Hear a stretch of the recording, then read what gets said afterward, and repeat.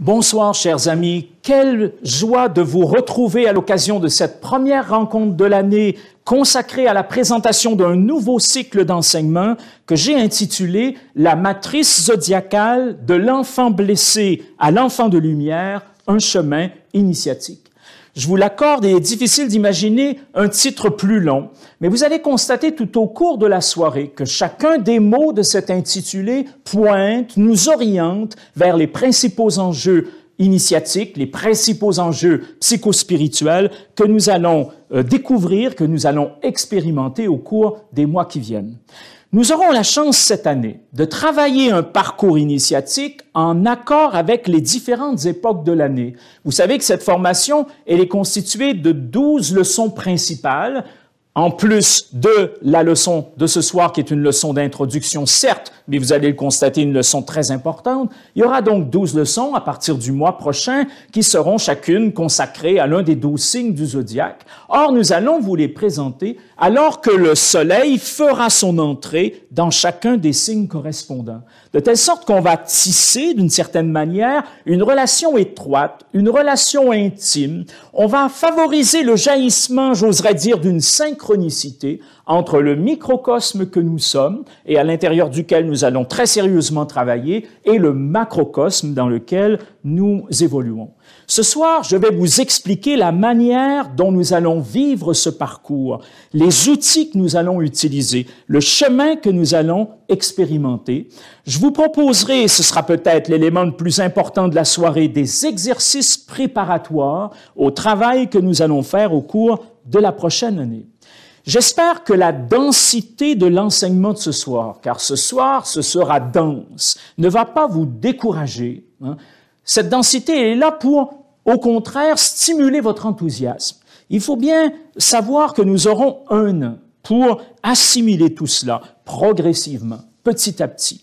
Les exercices que je vais vous proposer ne pourront pas tous être expérimentés d'ici notre prochaine rencontre dans un mois. Ce ne serait pas possible. Mais cela va vous donner d'abord une idée de la dynamique dans laquelle nous allons travailler et encore une fois, nous aurons un an pour pratiquer et expérimenter ces différents outils.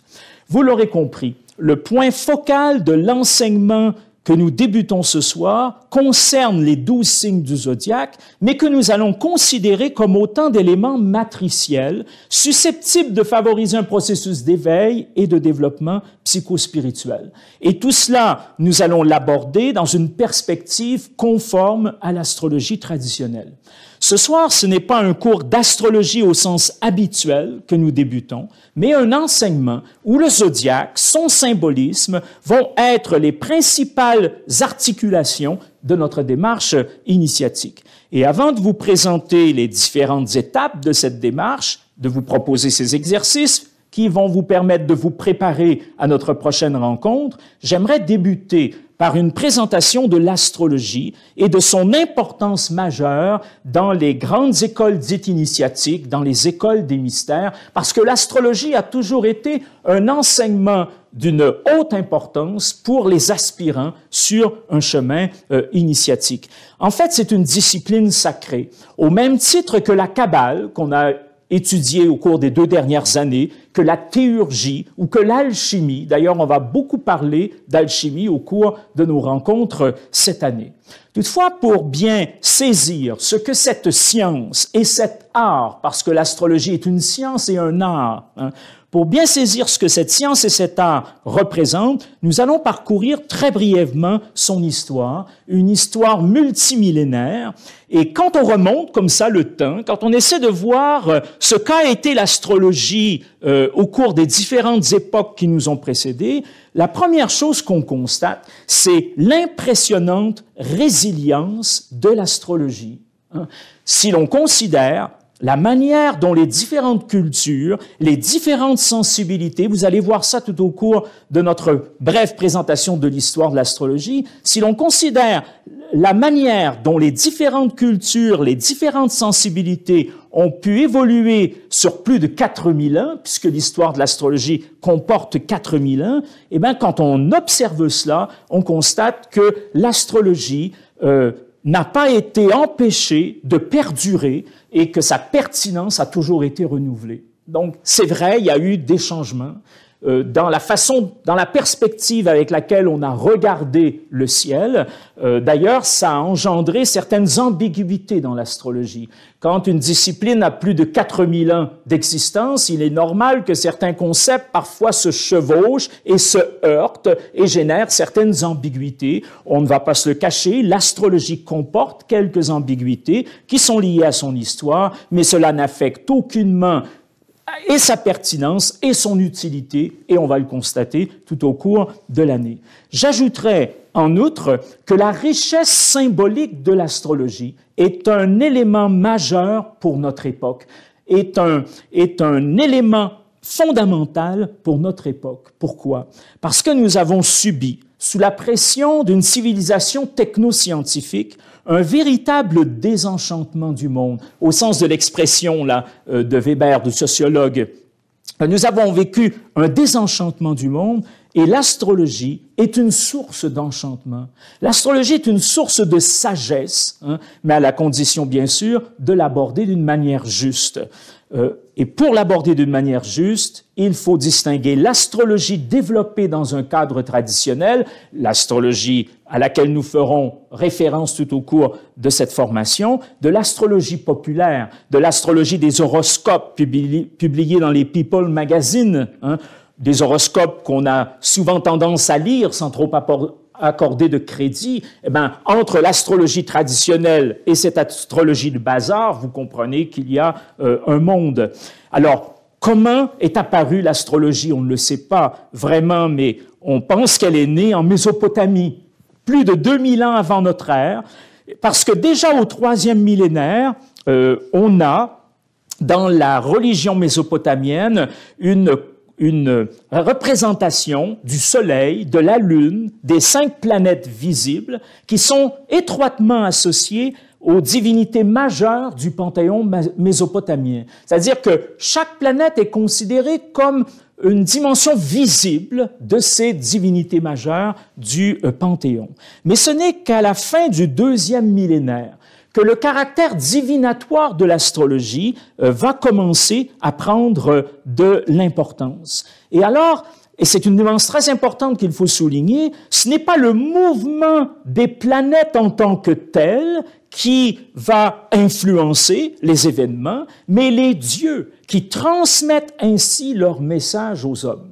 S'il est vrai que les planètes sont des formes visibles des divinités du Panthéon, bien sûr, leurs mouvements dans le ciel sont comme une écriture céleste qui nous transmet des messages dont les dieux sont les auteurs. Et c'est à Babylone que l'astrologie va connaître un développement très important. Ce sont les scribes du royaume qui vont sur leurs ziggourats. Les ziggourats, rappelez-vous, ce sont des temples, mais des temples surélevés comme ça. Alors on imagine fort bien les scribes de Babylonie qui sont là sur leurs ziggourats et qui observent le ciel et qui observent les mouvements célestes et qui les comparent aux événements vécus au sein du royaume. Ça aussi, c'est assez important, parce que l'astrologie, essentiellement, est une véritable gnose. Qu'est-ce que c'est qu'une gnose? C'est une connaissance inspirée d'en haut. Il y a dans l'astrologie quelque chose qui vient d'ailleurs. Il y a dans l'astrologie une gnose réelle, mais il y a aussi une composante empirique. Il y a une composante empirique qui est liée à ces observations dont on vient de parler. Et pendant des décennies et des décennies, les scribes ont donc observé le mouvement des astres et ils ont observé ce qui se passait dans l'environnement. L'astrologie avait alors une dimension empirique, bien sûr, mais une dimension associée essentiellement à de l'événementiel. On essayait de voir comment les mouvements des astres étaient des messages des dieux, parce que c'était toujours des messages des dieux, qui correspondaient, qui étaient en relation avec les événements vécus collectivement au sein du royaume. Et petit à petit, les horoscopes babyloniens individuels ont commencé à apparaître. Les astrologues babyloniens se sont dit, certes, l'astrologie nous parle des grands événements du royaume, mais si cette astrologie nous parlait également de ce à quoi nous sommes invités par les dieux, hein, au niveau de notre propre expérience individuelle. Et alors, on a commencé à considérer l'astrologie comme étant en mesure d'analyser le caractère individuel de chacun. Là, on est environ en 410 avant Jésus-Christ, quand l'astrologie, toujours fortement événementielle, concerne plus spécifiquement les individus eux-mêmes. Alors, il y avait une façon très précise de faire la lecture du ciel. Et ça, pour moi, c'est un élément extrêmement important pour comprendre ce qu'a été et ce qu'est toujours l'astrologie traditionnelle. Il y avait donc plusieurs éléments que l'on mettait en œuvre dans cette lecture astrologique du ciel. Je vous donne un exemple. Si la Lune est obscure dans la région de la Vierge, ça, c'est la condition du présage. On appelle ça, dans un langage un peu savant, un peu technique, la protase. Si la Lune est obscure, dans la région de la Vierge, alors le sillon ne donnera pas ses produits. Ça, c'est le verdict. Hein. S'il y a telle situation dans le ciel, voilà ce qui va se passer sur la terre, si vous voulez. Donc, les conditions du présage, la protase, si la Lune est obscure dans la région de la Vierge, et ensuite le verdict, l'apodose, hein, alors le sillon ne donnera pas ses produits. Et si le sillon ne donne pas ses produits, il y aura disette. Il y aura disette d'orge ou de foin. Hein. Mais ce n'est pas un déterminisme absolu. Vous savez, en astrologie, très souvent, on répète cet adage, les astres inclinent, mais ne déterminent point. Hein. Mais déjà, donc, à Babylone, on est bien conscient qu'il n'y a pas là un déterminisme absolu, un déterminisme strict. Pourquoi? Parce que les dieux qui nous envoient ce message hein, pourraient éventuellement se détourner du mal qui nous est annoncé. Lorsque, bien sûr, on entre en relation avec les dieux concernés, qu'on discute hein, des conditions pour que cette conséquence de ce qu'on observe dans le ciel ne se réalise pas ici-bas. Donc, il y a un troisième élément dans ces oracles astrologiques hein, qui concerne la façon de détourner les dieux de ce message qu'ils nous ont adressé. Comment? Par des rites, par des exorcismes, par des pratiques magiques, en faisant appel aux dieux, en cherchant à modifier leurs décisions, un peu comme lorsqu'on est confronté à une difficulté et qu'on entre à l'intérieur de nous et qu'on s'adresse à Dieu et qu'on le prie de nous libérer de telle ou telle situation. Les astrologues, à l'époque de Babylone, sont aussi des intercesseurs auprès des dieux, de façon à dialoguer avec eux, toujours à travers ces dimensions rituelles, ces exorcismes, ces pratiques magiques, de façon à incliner les dieux pour qu'ils nous soient plus propices. Si bien que, dans une lecture du ciel en astrologie babylonienne, il y a donc la protase, si j'observe telle chose, l'apodose, voilà ce qui va se passer dans le monde d'en bas, hein, mais aussi un rituel propitiatoire, une exhortation aux dieux qu'on appelle Nambourbu. Nambourbu, ça signifie ce qui signifie dissolution appropriée. Supposément, dissolution appropriée du mal. Donc, je me répète, 3 phases, 3 dimensions de l'oracle, 3 moments de l'oracle. Si protase, alors apodose, sauf si Nambourbu.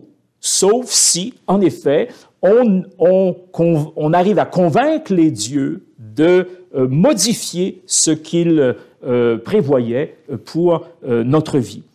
Alors on trouve ça d'une façon admirablement explicite dans une collection de tablettes qu'on appelle Enuma Anu Enlil. On pourrait traduire en français « Au temps des dieux Anu et Enlil ». En fait, c'est une collection, comme on dirait aujourd'hui, d'ouvrages. En fait, à l'époque, vous le savez, ce sont des tablettes d'argile. Une collection de 70 tablettes qui concernent 6500 à 7000 oracles qui ont été copiés entre 1595 et 1157 avant Jésus-Christ, et que l'on a retrouvé à la bibliothèque de Ninive. C'est le premier traité d'astrologie, une compilation systématique des augures célestes et de la manière de dialoguer avec les dieux. Vous imaginez la richesse de cet ensemble de tablettes. Et au cœur du traité, au cœur de cette collection de tablettes,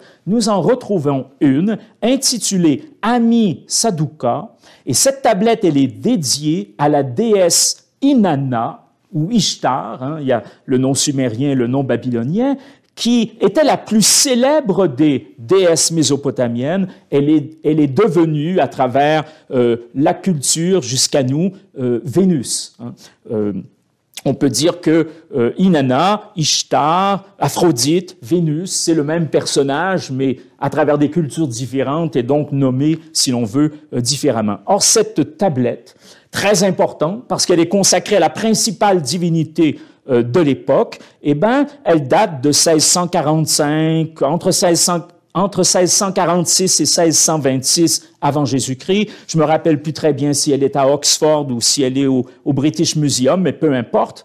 C'est la première source de notre astrologie occidentale. Et je vous le répète, la structure est toujours la même. Si j'observe cela, c'est un message de tel Dieu en fonction de ce qui se prépare pour nous, mais il y a possibilité d'entrer en relation avec ce Dieu, de discuter avec ce Dieu et d'influer sur sa décision finale et de pouvoir dissoudre un mal qui pouvait être attendu ou au contraire accentuer un bien qui était prévu. Donc, première source de notre astrologie occidentale, la Mésopotamie, en particulier Babylone. Or, cette science va ensuite ensemencer d'autres mondes et d'autres cultures, en particulier les Grecs.